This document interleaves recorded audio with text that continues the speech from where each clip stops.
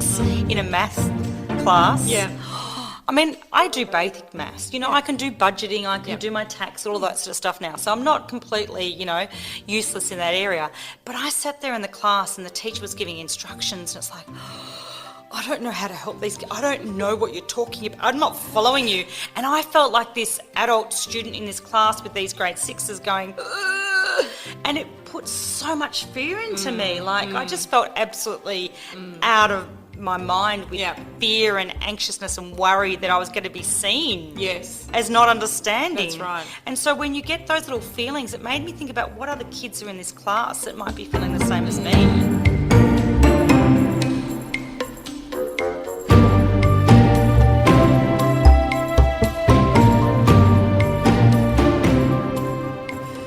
Hello, Quantifolks, and welcome to another episode of Alchemising Education, our little sister podcast to Fark the Shoulds.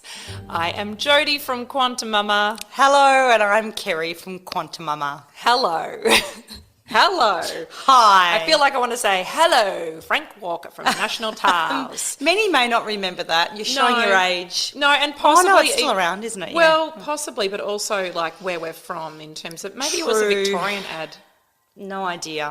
Yes, but it's well-loved, not. Well, completely off topic. We were talking yesterday about all the ads we remember and still reference. All the jingles that we used to love. Yeah. Completely Off not topic. to do with today's topic. No.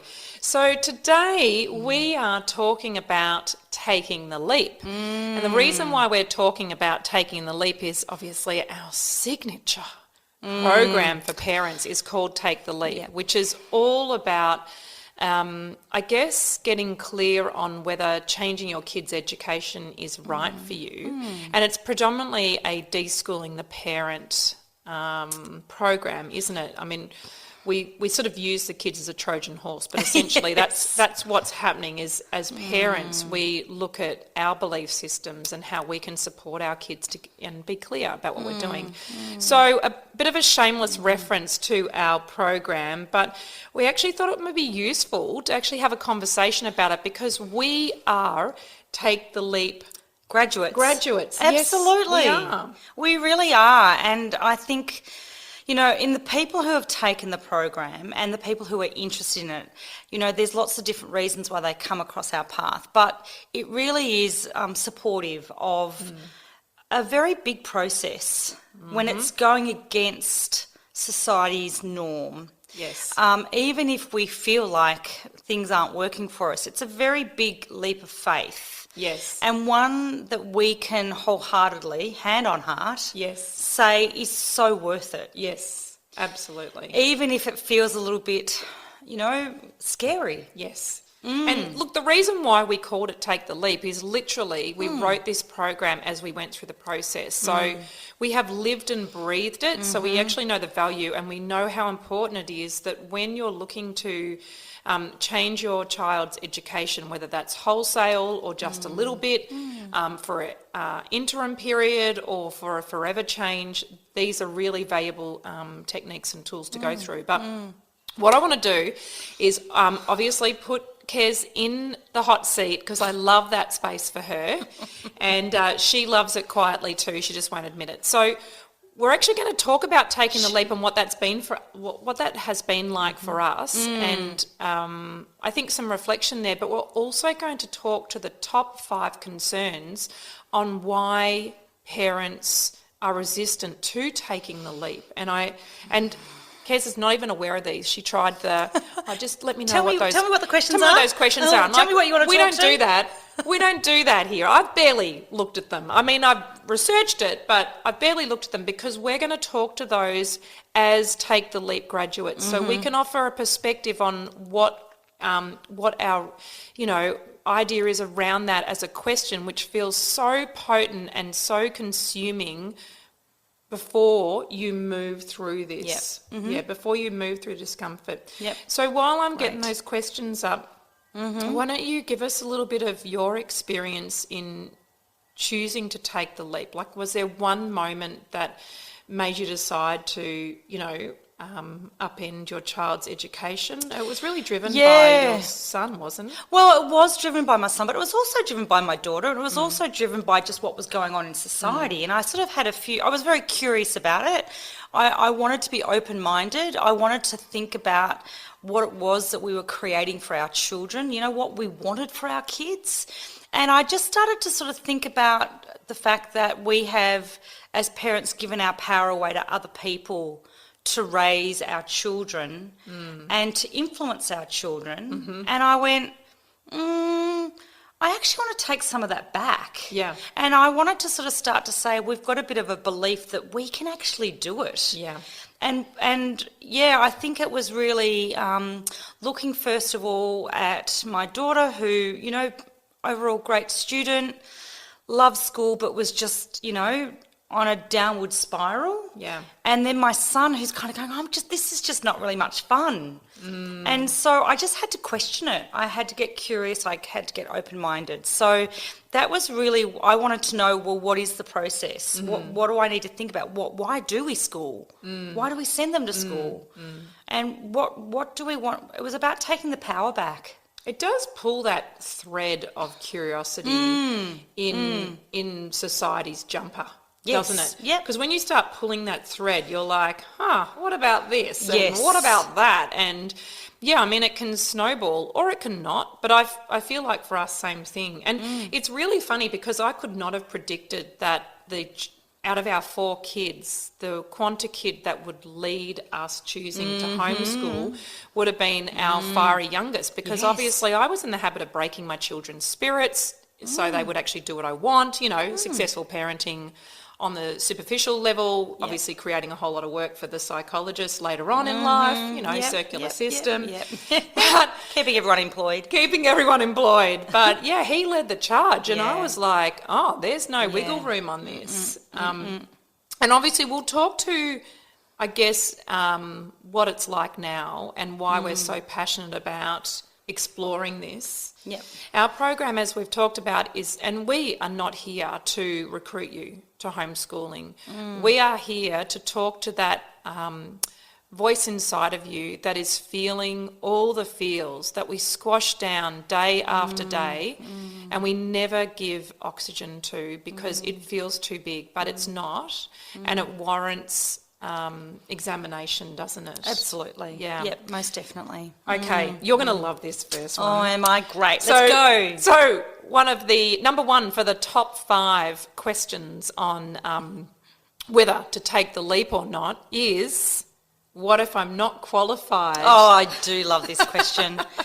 Oh, yes. Do you know what I was thinking about, though, the other day, is that I think people feel that they have to replace a teacher. Yeah. That we have to be the teacher, and we definitely do not. We are not taking that role.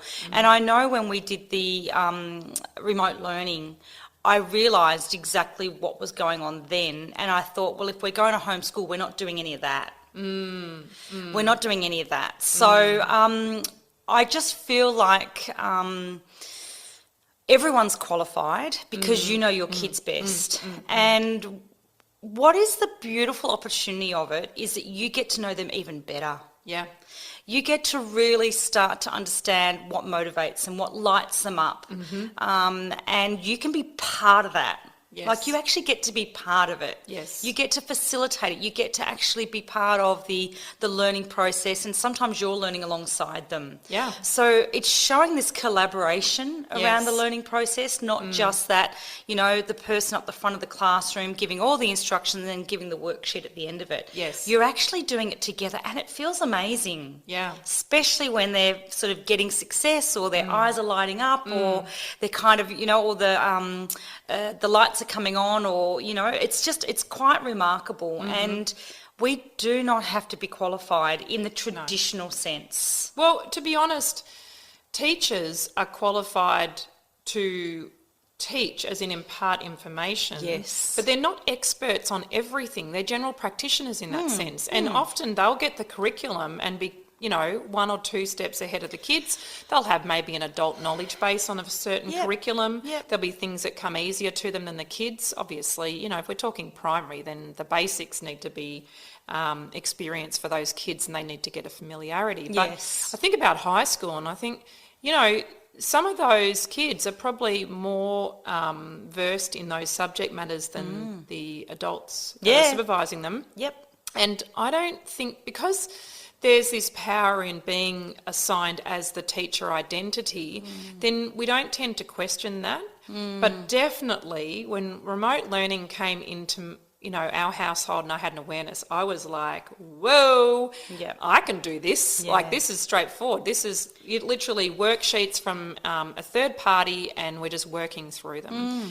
And I think now that with, obviously thinking about our high vibe AI conversation that we had a few podcasts ago. Yeah, that was good. The potential of learning how to communicate with these AI agents is a game changer for anyone wanting to home educate their kids or just reduce the pressure on what's happening for our kids, because I think sometimes we get caught up in, am I qualified, am I not qualified?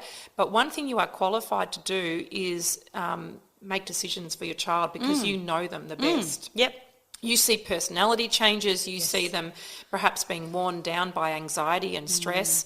You know that that's not a pathway to health or a thrive state. And so you are absolutely qualified to ask those questions and seek changes in that experience. And help the kids do that for themselves.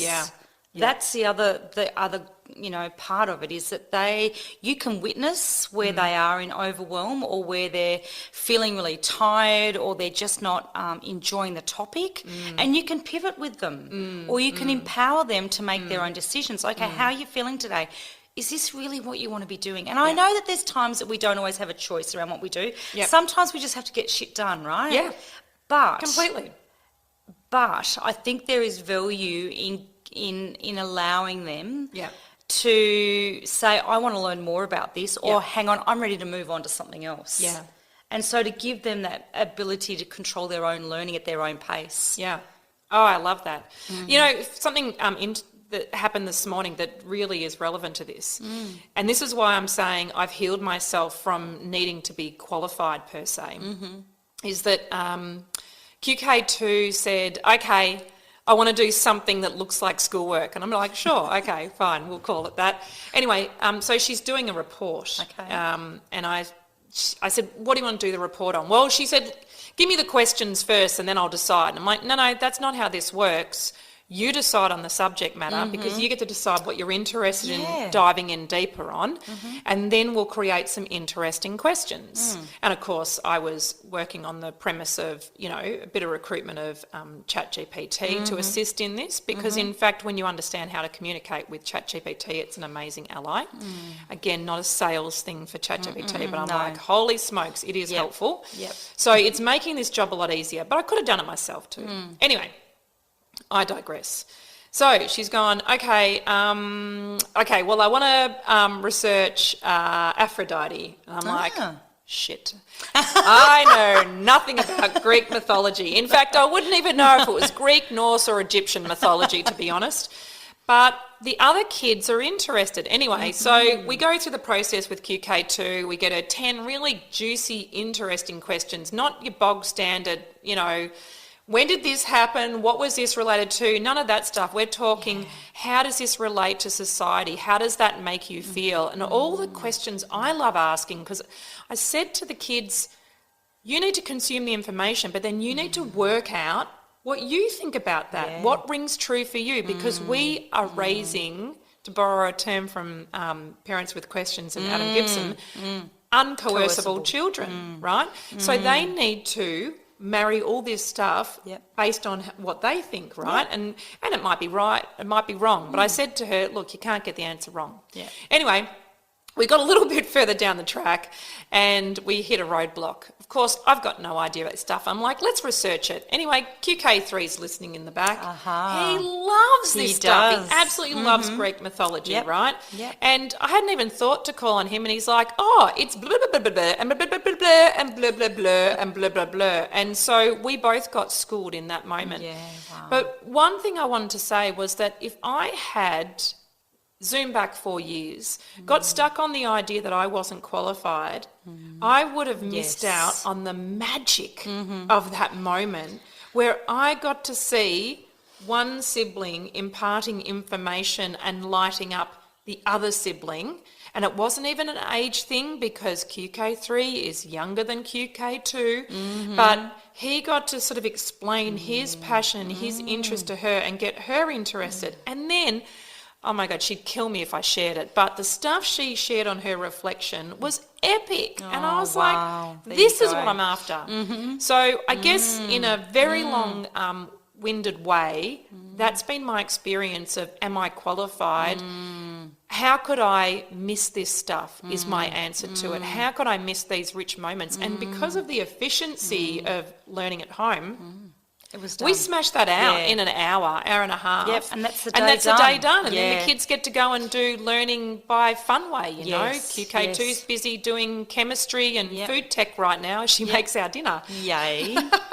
Go girl.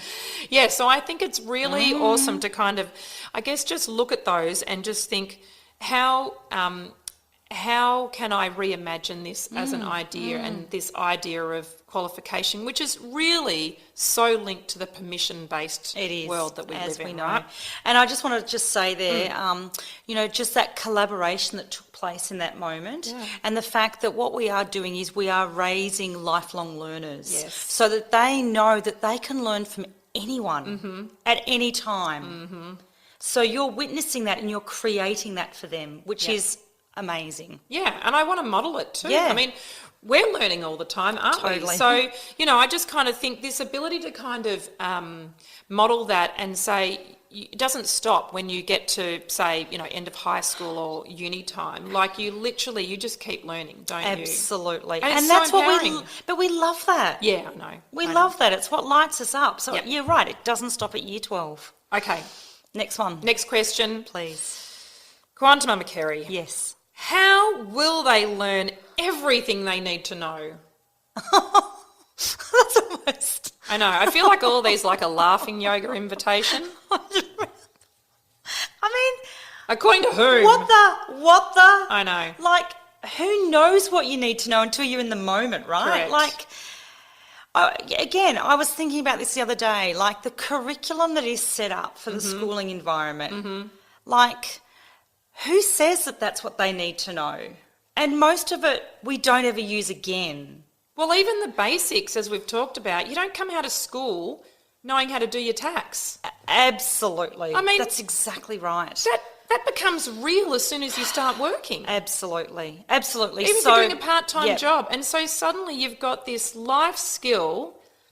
You can argue until you're blue in the face about whether it's legitimate, but it's like something that we essentially agree to do and living in society, and there's no framework for learning that. And I'm like, I think I did some accounting in high school. Yes, I hated it. Can't really remember it other than I was really crap at touch typing and somehow that was related. Oh, Anyway, really? Apparently. Oh. I have no idea. I mean, we're talking like seriously many moons ago. I just wonder, like, who dictates and who is the who's the most qualified, but no, who is it that needs to determine what they've got to know in a period of time? Yes. Like, I just think about, you know, recently when Jill was talking about her education and how she said that, you know, she didn't learn to read until she was in high school. Yeah. And I think McGill was much the same too in terms of the way he would write stuff too. Yeah, right. Yeah. Okay. Yeah. So you kind of go, well, we can still learn those things later in life, whatever it is that's going to be relevant to the path that we end up going on. So what we're doing, I think, within a curriculum-based, you know, schooling environment is that we're giving them everything that someone else thinks they need to know. But really what I think is going to be most empowering is to learn as you go, Yeah. and to determine as you're going what that child needs or is interested in, and they will learn to do math and science and all of those other things intertwined with those topics as they show interest in them. So I just kind of go, the value of the home learning environment is that you get to decide the topic in that moment, and then you just intertwine all the things that you feel that might be relevant for them. But we can't know what we want to know in the future. Like, gosh, if I look back at what I learned at school versus what I've been learning in more recent years, it's opposites. But the thing that we're doing now, and I think this is where I really want to encourage people to look around them at, because we know that there's a whole bunch of intelligent people listening to this conversation and starting to relate it to their life. Yep. Look at how you learn things. Do you learn things in context or out of context? Because that's my experience now, is that we learn in context. Yes. And in fact, we learn until we hit a saturation point or a satiation point. And the difference of those two things is saturation, you've got all the information you can basically take on board and you need to assimilate it, right? Or create understanding and internalise it. The satiation point is you've hit the point of knowing what you need to know in order to do what you want to do. Yep. Right? So yesterday, McGill and I are on the tools because we love that. That's like one of our bonding things to, shoot shit with power tools. Yep. Why would you use a hand screwdriver if you could use a battery operated one? Totally. That's my, belief in life. So much faster. And satisfying. Anyway, One of the kids, we basically enticed him outside because we're like, seriously, you're turning into an emo or whatever the current term is now. I felt like it was way too much black being worn, way too much time inside. I'm like, you're starting to look pasty. Let's go outside, get some sun. Get some fresh air. And he's like, no, help. And I'm like, all right, we're going to take our time and explain what we're doing. Anyway, what naturally happened was obviously safety conversation about using the power tools, but then also consideration of angles, measurements, working out spacing so that things would be structurally correct and, engineered to a satisfactory level. And it was such a relevant conversation for him. He got all of that stuff and it was all math related. Amazing. But all the different kind of parts of math, but in a really practical sense, because by the end of it, we had something to show for it, And I just think, how often is it that we are expecting kids to absorb information that somehow will serve them later on? Yep. Like I'm thinking like Pythagoras theorem and stuff like that. If you learn that on a building site, completely different scenario. Absolutely. Than learning it in the classroom and answering some, they're probably on computers now, but, they might do some practical stuff, but it's not the same as building stuff. And even this opportunity for lateral learning, like, I think about woodwork. Why wasn't woodwork basically math? Yes. Because it actually is. Yes, when you're building stuff, it really is all math.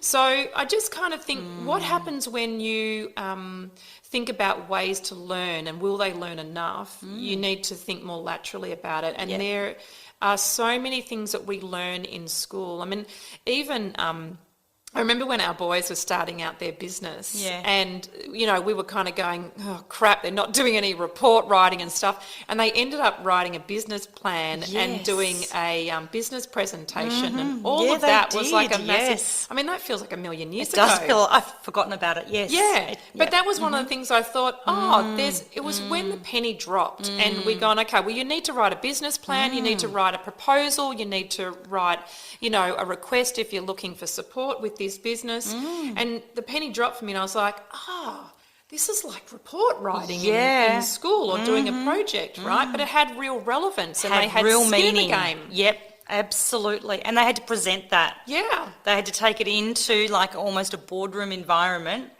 and present it. And they were confident with it because they they believed in it, Yes. and they connected to it. Yes, but they also got examined on that, and by way of being examined Yes. was the level of success that they actually out got of. out of their meeting, Yes. right? So now you're talking relevant assessments as well. Correct. Not just a test Absolutely. for the sake of a test to see if you can regurgitate some information. Yep, it was valuable. Really So good. valuable. So good. Okay, this one's a little bit of an interesting one, and I think that I can probably talk to this a little bit more than you can because I've had it in my household, but the question is, what if my child resists? What do I do? Yeah, you've had a lot more experience in that. But look, if I start off, I really feel like you've got to sort of try and understand where the resistance is coming from. Yeah. And understand, just have you approached it from the right angle. Yeah. And, sometimes it takes a few goes to make things happen. Yeah. It may not happen straight away, but you just keep going at it from different angles, or you give it a break and you go, maybe that's not the way it's meant to be, maybe it's something else. So I think, again, when you compare the homeschool environment to the mainstream schooling, is that they don't have that ability to be as flexible and to come back and to try it a different way. Yeah. So, in this case, you can actually appeal to the individual student and what it is that's going to work for them. Yeah.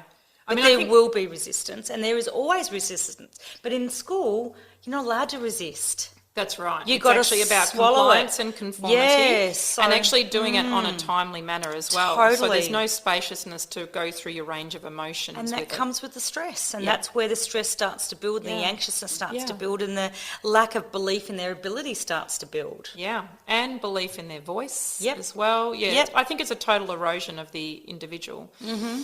I mean, and naturally it has to be because it's for the majority. Yes. So What do you way, think? Well, I've got a couple of thoughts around this. Firstly, there will be resistance because this is uncomfortable and it's new, right? So one of the things that I've talked about for a long time, and we really do have a focus on in Take the Leap program, unabashed reference again, is that you need to factor in that if this kid has had any stress, Yes. they need a circuit breaker. Yeah, they really do. And a circuit breaker is you do sweet FA for a period of time, and for me it became clearer and clearer that that period of time was dictated by the kids. And so they all came in at varying times, and some of it was kind of this self-shaming thing of going, I probably need to learn something. I'm like, okay, your choice, just so you know. The other side of it was they'd come in, they'd go, I'm bored. And I'm like, well, only boring people are bored. So, you have the flexibility and the agility to learn whatever you're interested in. So, that can be anything. But, I mean, I've said this many times before. Our kids spent an impolite amount of time listening to audiobooks. And I've actually lost count. It could be 4 to 5 months or it could be 18. I've actually lost track. It was a while ago. It's but irrelevant though, right? It Because doesn't matter. QuantiKid 2 Yep. came to you, and, Yes. and they do come to you and Yes. say, I want to do this. Yes, that's right. Well, that's where she started writing her book. And I mean, the thing is, I've got to reflect on the fact that we changed her education, and she essentially was not reading. But more than that, she thought she was dumb as dog shit. And I'm like, that is the greatest tragedy for a child to think that they are dumb, because they are not. They just aren't smart by someone else's measure. But this kid is intuitive and she's articulate and she's writing books now. Like, that's been her thing now. I'm not saying she's going to get published and people are going to read them, but the level of creativity and the thing that's coming from her is a choice to use her own voice, which I absolutely love, right? So, yes, there will be resistance. Expect that. But these kids have had an erosion of trust that has been built into them for many, many years.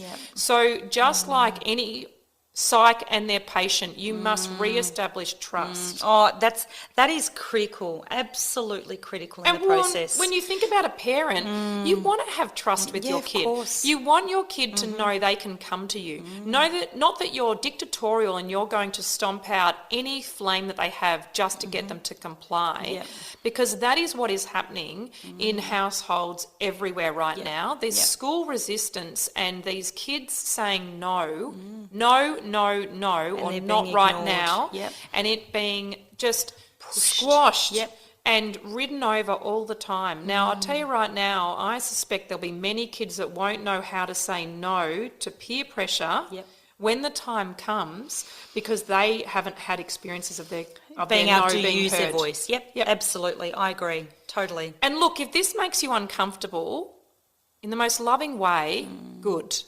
Because it's wrong. It is wrong to force our will on other people. Now, there are times as a parent when I pull the parenting card, and I've said this before, right?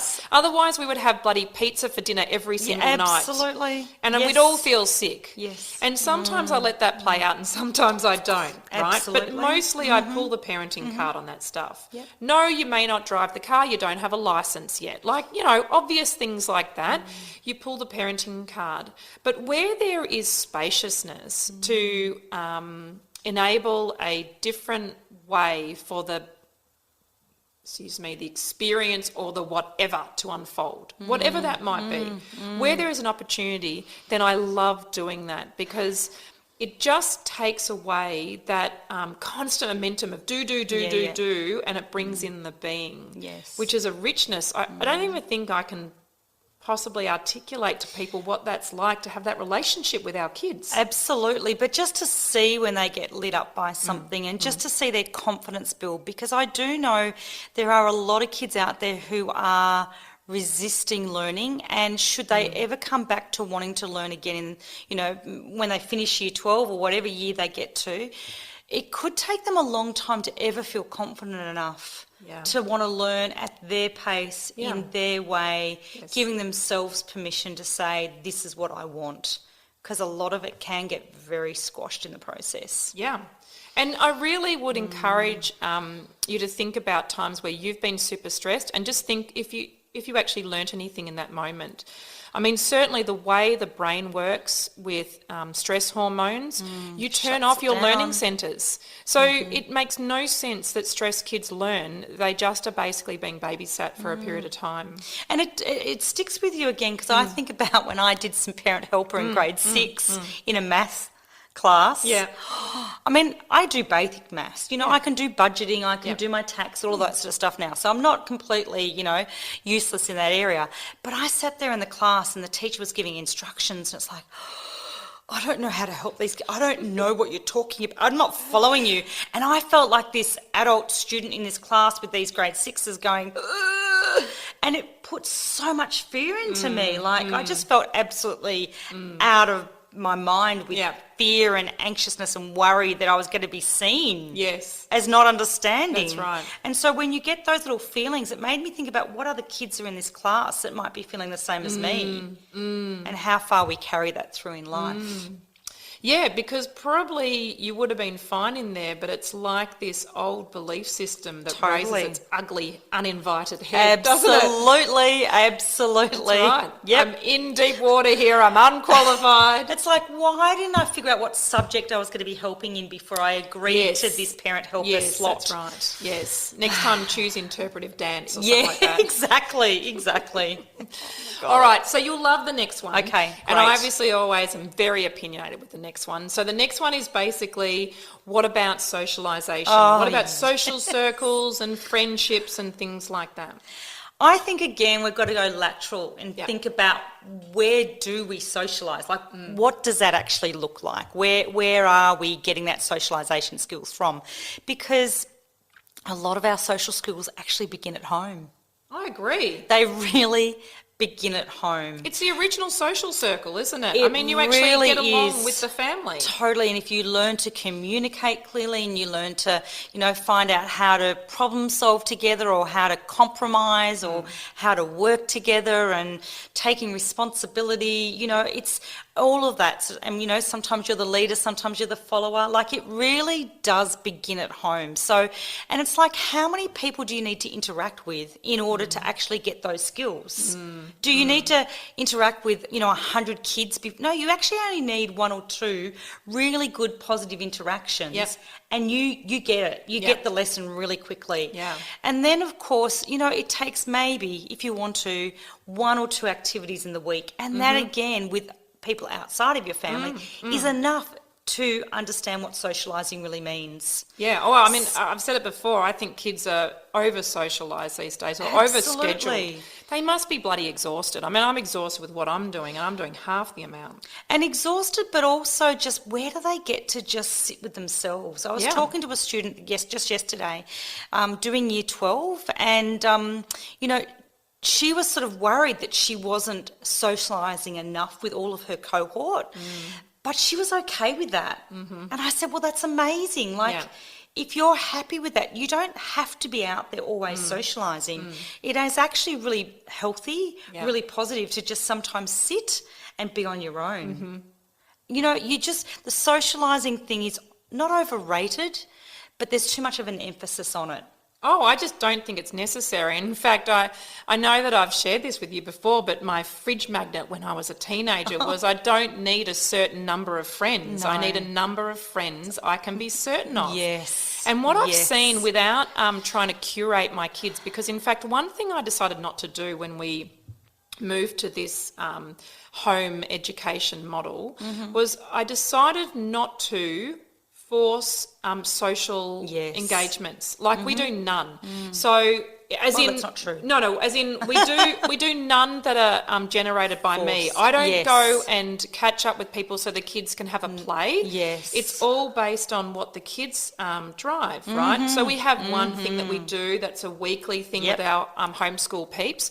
But even that, which we call Wacky Wednesday because we're all about the fun, but even Wacky Wednesday was born from the mothers wanting to get together so they can have a decent conversation. We go to a park, the kids run a muck for 2 hours, basically leave us alone if we feed them enough.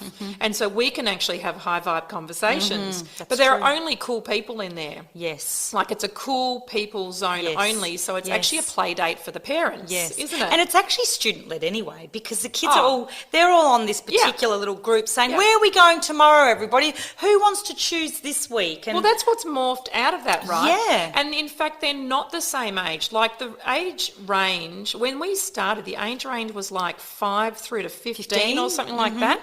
So it was a big range. And basically it looked like a big extended family, like really you would if you were hanging out with your cousins. Yes. So there's something really beautiful about that because the little kids get to hang out with slightly bigger kids or much bigger kids. The big kids get to mentor the younger kids. Absolutely. And there's this beautiful cross-pollination that reflects society, Nowhere else in society, certainly once you get into the workplace, are you hanging out with 30 people your age. Yes. And in fact, that's a recipe for disaster anyway. I mean, this is what I was hearing yesterday in relation to this, is it's like the whole way through the schooling years, this particular girl has felt like she's never really belonged. Yeah. So you kind of think, so for 6 years she's been navigating that and questioning herself around that. Yep. And, yet I think about when you finish school and when you go out into the workplace and you go and do different things, you are mixing with multiple ages. So this whole need to have everybody at the same level is not a guarantee that people are going to get along or have the same needs. Yeah. And I think also with what you're saying, and probably why she's done fairly well, is that as in she's sated by not doing the shoulds of having a shit ton of friends around Correct. you. Is that when you know that your voice has relevance and it is welcomed, you don't need a lot of people around you because you're speaking your mind, you're speaking your truth, and so it doesn't get drowned out, and that in itself really just beautifully meets that belonging and significance that we all need. Oh, yes. Yeah. You know, and so for a kid, they don't need a lot of people around them. And it's funny, I started working that out. I gave my kids 1 or 2 decent size birthday parties, and I think more so they went to them, and I went, this doesn't look right. So two of the kids in particular would lose the plot if they had, say, more than who was in their family at their birthday, and they'd go off in a huff or tears or whatever during the birthday party. And I realised it was actually really overwhelming for them to be with kids. And so there's so much of this as parents we put on kids going, oh, they'll love it and they'll know how much I love them because we're going to invite 15 of their friends. It's a big responsibility for those young kids to Absolutely. hold, making sure, because they want everyone to enjoy themselves, and suddenly they feel this massive burden. Yeah, the overwhelm. The overwhelm is huge, and we just don't understand that. Yeah, so I just wonder if we've been getting it wrong, and we've been applying this sort of adult lens to it. But no one's actually asked the kids, and you don't even have to ask them. You just give them different experiences and see what they're like. More than that, see what they're like afterwards. Because if they, you know, have no capacity for anything and anyone, they are just done and they're really ratty, and it's, you know, arsenic hour as they call it. If you're having that experience and that's a child in overwhelm, so probably that was not a nourishing environment for them. It needed to be tweaked in some way. Yeah, totally. Yeah. And it leads in beautifully to the last of the top 5 questions, which is, what if I mess it up? Oh my God, I mean, I would say just get pregnant, have another child, try start again. Part Absolutely. 2. Yeah. Prototype, no good. Moving on. Do you know what? I'm going to say this one thing. Yeah. I keep looking at anyone who has chosen an alternative path for their child's education. They never regret it. No. They might pivot a few times to finally get to the right point, but on the whole, they're in charge. They get the choice. And, you know, I mean, I'm talking about homeschooling as such, but even if you sort of went to different models, you know, the kids are happy. Yeah. The kids come out. Once they re-establish trust, it's Once a totally they've different re-established scenario. trust and they feel like they're back in control of their learning and they're doing things that engage them and they feel that belonging and significance, they are grateful for the opportunity to have stepped away from what they were doing to try something else. Yeah, I agree. You don't see them going back into the system. There's not many people that are getting in touch for a refund. No, that's right. They're really not. Exactly. So, you know, there's that. But, I mean, that's not a reason to say you need to take the leap. No. The other thing is that none of this is permanent. Like, you literally can change your mind. Absolutely. Again, it's a woman's prerogative, so thank God We for do that. it all the time. Absolutely. Very practiced. Exercise that right. But there's an agility in here, and sometimes all kids need is a circuit breaker. Yeah. Sometimes they need a change of school environment. Sometimes they need to experience what the alternative options are. Yep. But the other thing is, in the you know, home ed kind of environment, there is a shit ton of ways to do it. There are you can go so academic, many ways. You can go fully managed program. Absolutely. You can do, you know, slightly managed and have a tutor in there. Yep. You can go student-led and unschooling. You can do deschooling. You can do activities-based. I mean, there are so many options. And then when you get to high school age, there's not a barrier. You can actually start taking uni courses and starting like to do... from 14, 15 years of age. Yep, so early. So suddenly you skip a lot of this need to do, say, the year 11, year 12 subjects that, you know, are such a barrier for university. It is not the case. You just don't know it. So there are plenty of options in terms of that. And, you know, there's something really powerful when we get to adjust what is the accepted model. And if you need a reason, then just stop at your child and their welfare and just look at what your options are and give consideration. There will always be challenges, like balancing work around home education is, oh my God, it's exhausting sometimes. Yeah, but you can the kids get it though. Yeah, they do, and you can, it's just about boundary setting. It's just about providing a structure. Yeah, it's just about making sure they know, where's a place of, rest, or where's a place of stretch, or it's just about setting them up for being more adaptable. Yeah. Being more flexible, being more resilient. And being a good community member too. I mean, that is all part of it. So it is the ebb and flow, and it is really fine, because I think we over-service kids. Yes. We provide so much for them these days, and we don't let them luxuriate in discomfort anymore. And I'm not talking about being abusive, but I'm talking about a little bit of trying to work it out themselves, not saving them at the first pass, not providing the solutions immediately, giving them some spaciousness to be curious and find out what that looks like. Yeah, and to feel for it themselves, because that's where their power comes from, is when they do get to sit in that discomfort, knowing that it will pass, but knowing that they'll find the answers from within. Yeah, that navigation is just... We rob kids of that really all do. the time. And, it is a misstep, in my opinion, because I can see what happens when you stop doing that for kids and how, letting them find that opportunity to express themselves, the potency of that is, we're on the other side of it, and it's magical. I mean, I just keep stretching them now in a really loving way, but I stretch them, and they I know love they that. can trust you in that process. 100%. And I guess the difference also, if I now think about it, is that, you're the one constant. Absolutely. What happens often for kids is they find some really good teachers, and then they find some really bad ones, or some that they really connect to and some that they don't. So I shouldn't say good and bad, but just it's about that connection point. And so that can really turn them upside down. Yeah. And can lead them down the wrong path. Whereas if you're that constant that they trust and that they know they will be stretched in and that they will be expected and asked to do that, but that they know that they will be safe and they won't be assessed and they won't be kicked out or they won't be given a grade that they have to then go home to their parent and explain. Yep. That constant is a great gift. Yeah, it really is. Yeah, we're definitely in the category of people who have not regretted making the choice.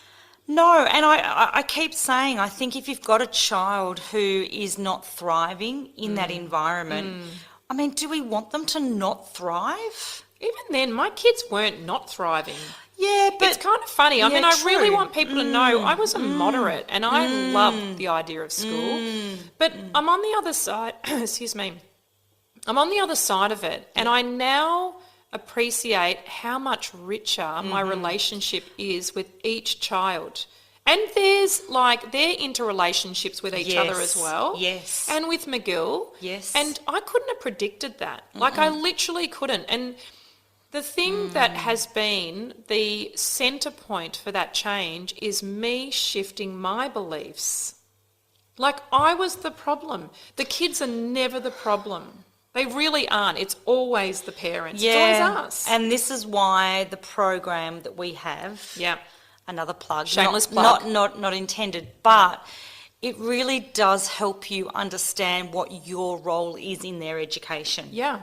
And what our beliefs and our expectations and our experiences, how much they influence what we expect of them when it comes to their education. Yeah. And once you work that out and once you sort of say, hang on, is that what I really want for my children? Yeah. Is that the values that I want them to obtain at the end of it? Yes. Are they the skill sets that I want them to have in order to, thrive at life?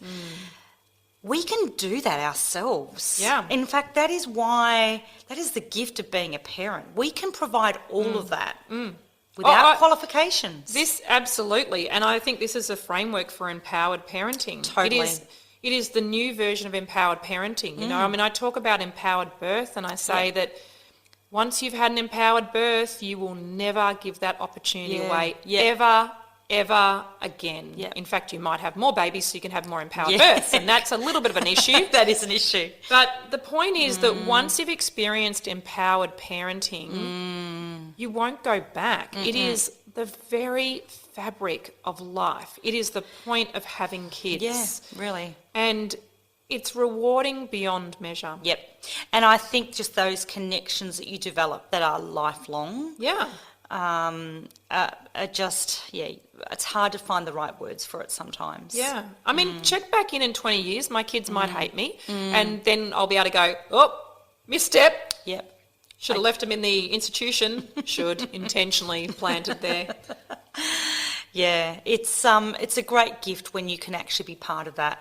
Yeah. That part of their life, because before you know it, they're up and out like mine are now. Yeah, that's right. And they're just... Baby birds are out of the home. They're flying, you know, and so it is a very small period of time. It really is. Because we're going to have long, healthy lives. Yes. And we want to just give them the best start possible. Yeah. Yeah, that's right. Yeah, all the other stuff fades away when you just soak in this richness. Mm-hmm. Thank you, Quanta folks, for joining us for this conversation. And, you know, obviously we hope that it has just given you a pause for thought around what your options are. You won't know until you experience it yourself. But we do our very best to show up authentically and speak with loving honesty. And so if that has resonated, then you will know somewhere in your body there is a registration of the truth and perhaps something to be more curious about. Absolutely. And again, please reach out, like, you know, ask us some questions. Yeah. Reach out and, you know, find out what's going on and you know, we would love to have further conversations. So, yeah. That's what we're here for. That's what we're here for. The ripple effect. Definitely. Beautiful Quanta folks. Until next time, I get to have this beautiful woman alongside me. We will see you very soon. Yeah, thanks for joining us. See you. Hey, Quanta folks. You know, the conversations that we have about alchemising education are underpinned by our amazing Take the Leap course for parents, which is all about deschooling the parents. If you're keen to deep dive more, then check out the QuantiMama.com website and find the Take the Leap course.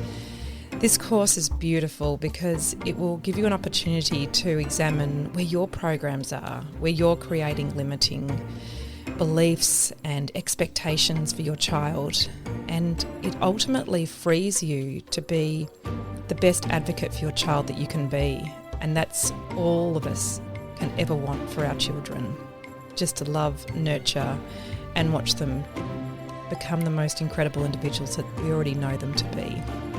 So more info, head to QuantiMama.com.